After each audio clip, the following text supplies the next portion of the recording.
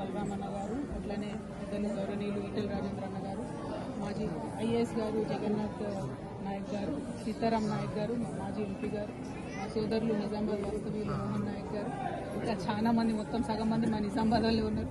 అందరికీ నమస్కారం. మా రూప్ సింగ్ అన్న గారికి, రామచంద్ర నాయక్ గారికి అందరికీ కూడా పేరు పేరున నమస్కారాలు తెలియజేస్తూ, ఇవాళ అనేక మంది బంజారా సాధు సంతులు, ముఖ్యంగా తెలంగాణ, ఆంధ్ర, కర్ణాటకకు సంబంధించినటువంటి వాళ్ళందరూ కూడా మన దక్షిణ భారతదేశానికి సంబంధించినటువంటి ఆచార వ్యవహారాల్లో మాకు తగిన స్థానం కల్పించాలి ఇక్కడ హాతీరాం మఠంలో అని చెప్పి కోరుతూ ఉన్నారు. మీ పక్షాన మేమందరం కూడా తప్పకుండా నిలబడి ఉంటాము. ఎందుకంటే వెంకటేశ్వర స్వామిని ప్రసన్నం చేసుకోవడం అంత సులువు కాదు. అటువంటి వెంకటేశ్వర స్వామితోని పాచికలు ఆడుకునే విధంగా ఒక స్నేహాన్ని, బంధుత్వాన్ని పెంపొందించుకున్నటువంటి మహాభక్తుడు హాతీరాం గారు. భగవంతుడి కన్నా ఎప్పుడు భక్తుడే ఎక్కువ అని మనం చెప్పుకుంటాం.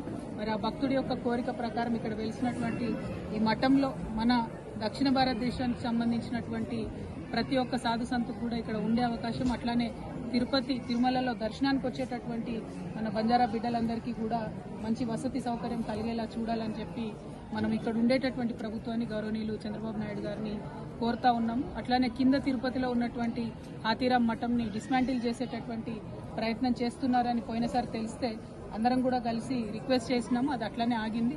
దాన్ని డిస్మాంటిల్ చేయకుండా దాన్ని ఇంకా ఫర్దర్గా మన బంజారాలకు సంబంధించినటువంటి ఒక వేదికగా దాన్ని చేసేటట్టుగా ప్రభుత్వం ఆలోచించాలి.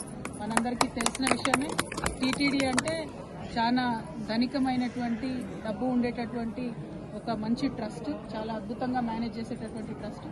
ఈ ట్రస్టులో హాతీరాం బావాజీ గారి యొక్క ఈ మఠాన్ని అద్భుతంగా ఆధునీకరించి మంచిగా నిర్మించాలని కూడా మళ్ళీ ఒకసారి కోరుతా ఉన్నాము.